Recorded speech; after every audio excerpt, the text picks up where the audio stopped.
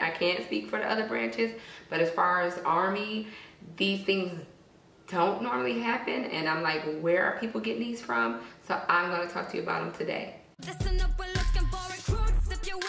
Welcome to my life as I live it. I'm Army Princess, the mother, wife, and soldier, and I want to share this journey with you. Make sure you go ahead and subscribe now so you don't miss a moment of it.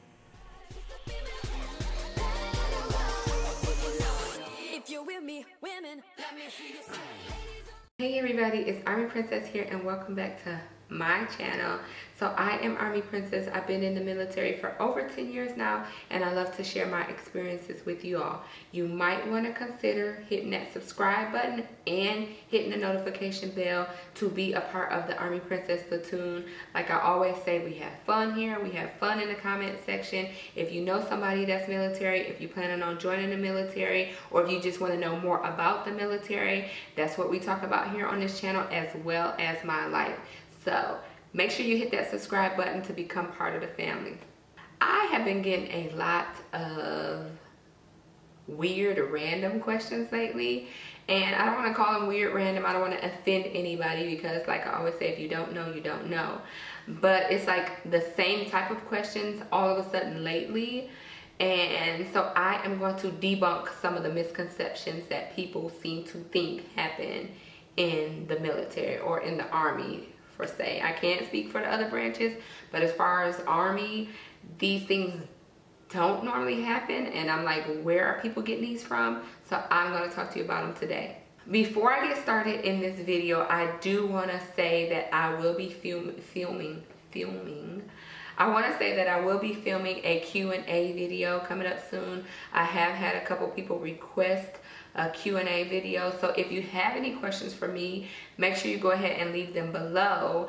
Like I always say, if you have anything, leave them below. I have an email address, but if you want to know anything about me specifically, or if you have any specific questions that you want me to answer, make sure you go ahead and leave them below and let me know you wanted to be a part of the Q&A, and I will definitely put together a Q&A video for you guys, probably in the next week or so. So make sure you let me know below. I will also be putting it on my Instagram page. I will list my Instagram here, and go ahead and follow me on Instagram for the most updated pictures of what's going on in my life. I try to post at least every day, if not every other day, but I will be posting a Q&A photo, so you can definitely leave any Q&A questions in my Instagram as well.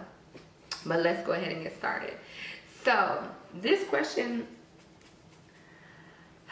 I'm like, where are people getting this from? Like, it's not social media, because they haven't really made any new military movies lately, and I don't believe this was an old Army thing. I don't know where people are getting this from. It's something that I never even thought about when I was joining the military. But I get people like, what happens if you have your period? Or if you have your period, do they let you change your tampon? And I'm like, yes.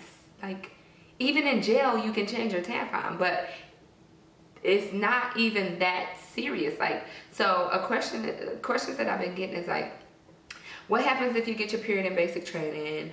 Can you take birth control in basic training? Do they allow you to change your tampon and your pad in basic training? And I'm like, no. They just make you keep the same pad and the same tampon in for like the full 8 weeks. Yes, let me just put this out there to the females watching it, the females that are thinking about joining, know somebody that's in, have questions about the military. You can have your period in the military. It's like a normal, natural bodily function. You can have your period. You can have tampons. If you use pads, you can use pads.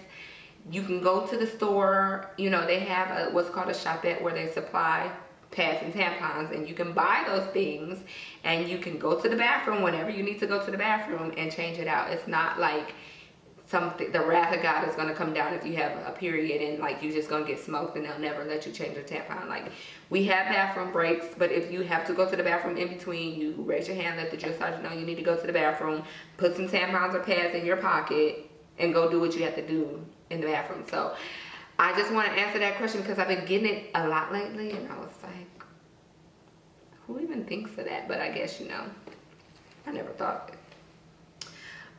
Another question that I've gotten was, do they make girls cut their hair in the military? And no, you don't have to cut your hair. Technically, actually, you can't cut your hair like a boy in the military. There is a regulation on how short your hair can be as far as a female.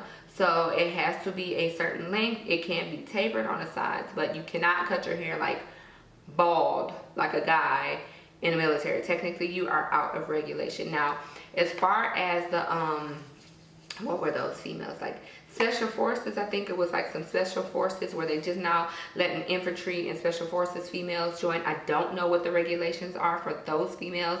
They may have different regulations as far as hair, because I do know that going through that training, they did make the females cut their hair about 1 inch short. But I don't know if it was just specifically for training, or it was like some thing that they were doing just to see, like a phase that they were doing. But in the real army, regular army, they don't make you cut your hair. So if you want to cut it short, you can cut it short. Another misconception that I get, if people ask me, well, I want to join, but I don't want to go to war. Will they make me go straight to war? No, you will not go straight to war necessarily.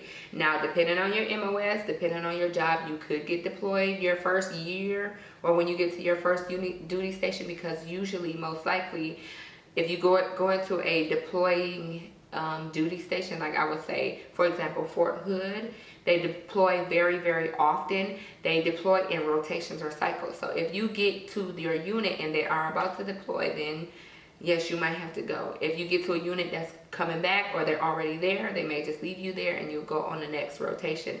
But it's not to say like as soon as you sign up, they're gonna take all the people that just signed up and send them out to war. No, that's not what happens. That's not how it happens.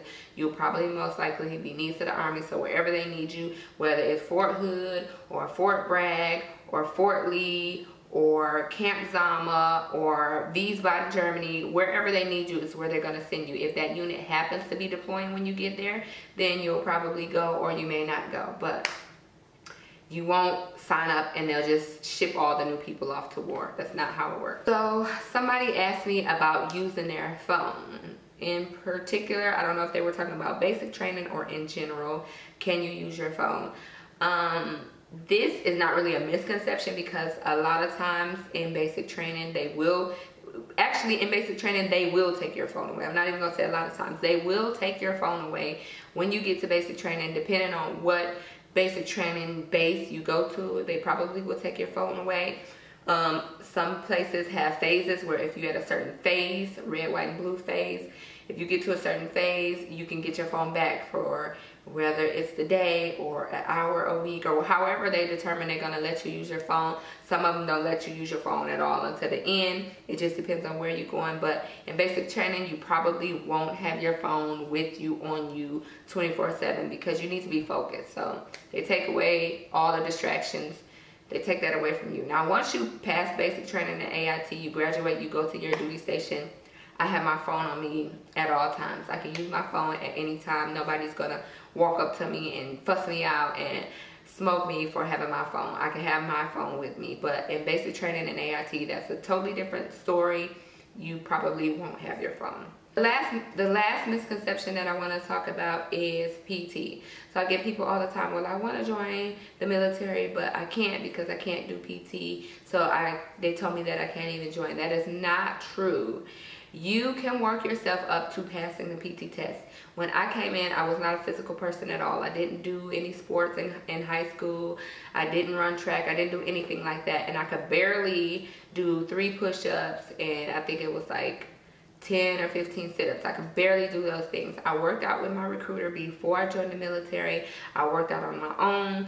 And when you get to basic training, they will work you out as well. They want you to pass. The drill sergeants want you to pass in basic training. So what you need to do is put your mind to it and set goals, stay motivated, and go ahead and start working out. Now, you may not be in the best shape as far as when you join or when you leave to go to basic training, but like I said, the drill sergeants will get with you, not one-on-one, but you know, you will all do PT together. You do enough running, push-ups, and sit-ups to where hopefully by the end of basic training, you are ready to pass your PT test. Now, if you don't pass your PT test in basic training, I think if it's still like this, that they give you another chance to test, and then after that, you are going home to Fort Couch. So you want to make sure that you are taking the time before you join to get physical, get active, start working out, start running, do your push-ups and sit-ups each night in your, in your room, and then set goals so that when you do get the basic training, it's not a surprise. You are ready to go. That's it, guys. I'm going to end it here. I wanted to come on and talk to you about these crazy misconceptions that I've been getting in my comment section, and I wanted to debunk these misconceptions because I don't want people thinking that this is truth, that this is facts, that these things happen in that way.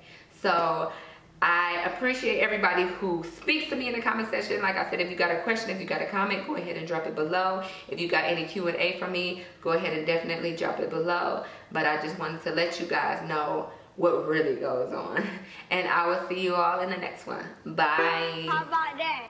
Hey, if you want to see more videos like this, then make sure you hit that subscribe button. Like, what are you waiting on? Go now. How about that? How about that? How about that? Catch me outside.